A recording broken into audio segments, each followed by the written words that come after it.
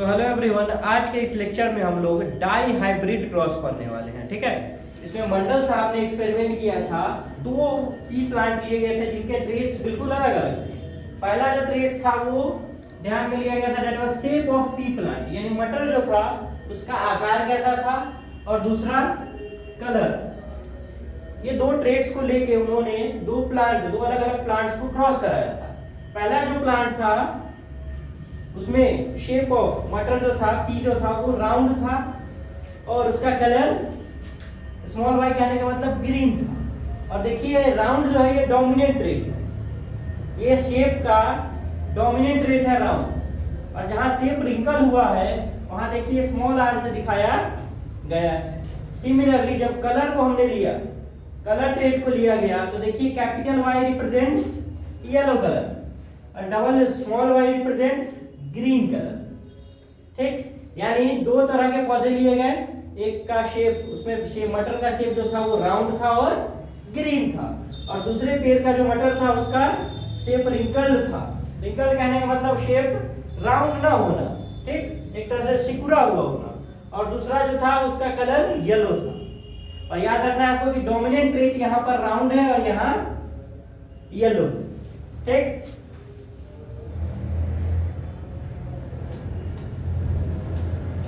ये था राउंड और ये ग्रीन, और दूसरी तरफ लिया गया रिंकल्ड एंड येलो, और दोनों को क्या किया गया है, क्रॉस कराया जा रहा है। और लॉ ऑफ सेग्रीगेशन से हम लोग जानते हैं कि क्या होता था, ये टूटता था, इसके गैमेट्स अलग अलग ब्रेक डाउन होते थे। यहाँ देखो टूट करके चार टाइप का बनेगा।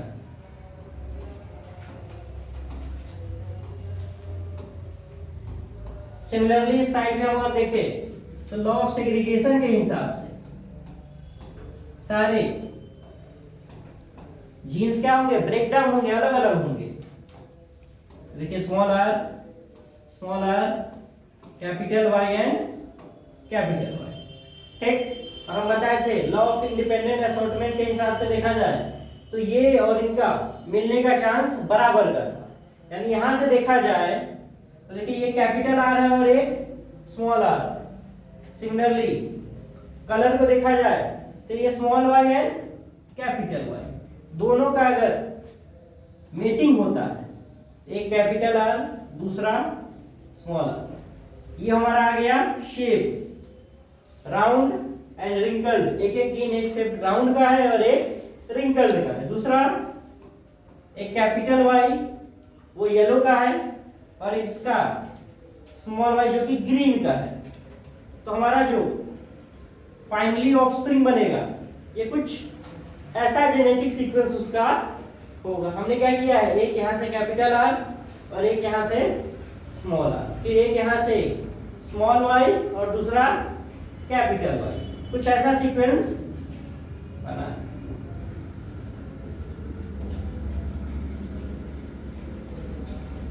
और जितने भी ऑर्गेनिज्म इस जनरेशन में बनेंगे सारा का सारा जेनेटिक सीक्वेंस यही होगा। अगर मान लीजिए हम ये कैपिटल आर लेते तो ये स्मॉल आर लिया जाता, ये स्मॉल वाई लेते तो उसके साथ कोई कैपिटल वाई आ जाता।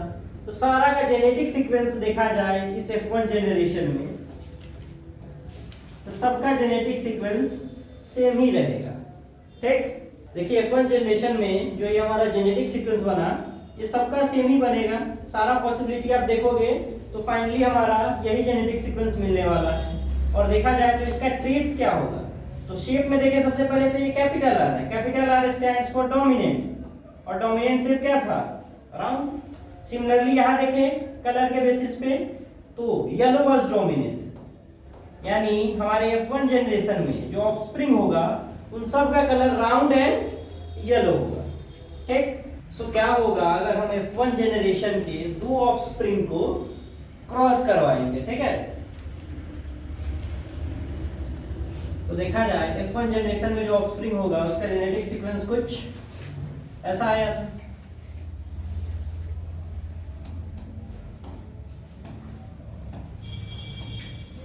अब देखिए जब गैमेट फॉर्मेशन होगा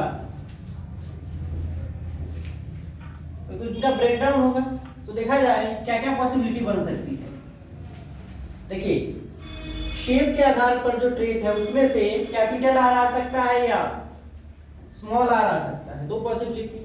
और कैपिटल आर के साथ या तो कैपिटल वाई जाएगा एक बार, और दूसरी बार कैपिटल आर के साथ क्या हो सकता है, कैपिटल आर के साथ स्मॉल वाई जाए, ये दूसरी पॉसिबिलिटी बन सकती है। तीसरा जो पॉसिबिलिटी होगा वो होगा स्मॉल आर के साथ कैपिटल वाई आए गैमेट में, और चौथा जो पॉसिबिलिटी होगा स्मॉल आर के साथ स्मॉल वाई। यानी गैमेट फॉर्मेशन के दौरान क्या होगा, हर एक ट्रेट में से एक जीन अलग अलग आएगा, और गैमेट में शेप का भी एक जीन होगा और एक कलर का भी जीन होगा। यानी देखा जाए 4 पॉसिबिलिटी में टूटा है। सिमिलरली यहाँ भी सेम चीज होगा, कैपिटल आर के साथ कैपिटल वाई एक पॉसिबिलिटी, दूसरा कैपिटल आर के साथ स्मॉल वाई, तीसरा पॉसिबिलिटी आएगा स्मॉल आर के साथ कैपिटल वाई, और आपकी चौथी पॉसिबिलिटी हो जाएगी कैपिटल आर स्मॉल आर के साथ स्मॉल वाई। और इन्हीं चारों पॉसिबिलिटी को लेके हमें क्या करना है, मैचअप करना है। तो देखा जाए 4 क्रॉस 4 यानी 16 का टेबल बनने वाला है। इसी को हमने क्या किया है, वो सारी पॉसिबिलिटी एक बार कैपिटल आर के साथ देखिए, कैपिटल वाई लिए हैं एक साइड, दूसरे साइड हमने कैपिटल आर के साथ स्मॉल वाई लिया है, फिर स्मॉल आर के साथ कैपिटल वाई लिया गया और स्मॉल आर के साथ स्मॉल वाई लिया गया। ठीक है, ये एक पेरेंट का है। फिर दूसरे पेरेंट का इधर लिया गया, दूसरे प्लांट का या पेरेंट का। ठीक, capital r capital y, small r capital r, sorry आपका स्मॉल वाई कैपिटल आर है, फिर ये कैपिटल वाई स्मॉल आर, फिर स्मॉल आर स्मॉल वाई। अब देखिए इन दोनों के जो मेटिंग, इन दोनों के जो मिलने से बनेगा character, that was double y double r. Similarly इन दोनों के जो मिलने से बनेगा वो होगा एक कैपिटल वाई स्मॉल वाई और डबल आर। ऐसे ही हम बाकी का भी बनाते चले जाएंगे। तो हमारे पास कुल मिला के ये F2 जेनरेशन का टेबल है, ये हमारा F2 जेनरेशन का टेबल बनेगा, जिसमें 16 तरह का पॉसिबिलिटी हमको देखने को मिला है। और उस 16 में से जो 9 है, 9 का जो शेप है वो कुछ 9 का शेप आया है राउंड एंड येलो। 3 ऐसे आए जिनका शेप है राउंड ग्रीन, और 3 ऐसे आए जिनका शेप है रिंकल्ड येलो,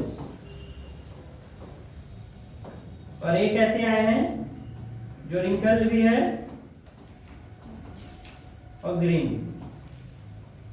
यानी रिंकल्ड ग्रीन वाला देखिए ये केस है, इसमें दोनों स्मॉल वाई है और डबल आर भी स्मॉल ही है, यानी रिंकल्ड भी है और ग्रीन ही है। यहां से आप मैचअप कर सकते हो। ठीक, जैसे 9 देख ले, पर गिन लेते हैं हम लोग राउंड और येलो। देखिए यहाँ पर राउंड और येलो 1, राउंड और येलो 2, राउंड और येलो 3, राउंड और येलो 4, 5, 6, 7, 8 और एक 9। राउंड और येलो देखिए 9 है। सिमिलरली राउंड और ग्रीन देखा जाए, राउंड एंड ग्रीन 1, 2, 3।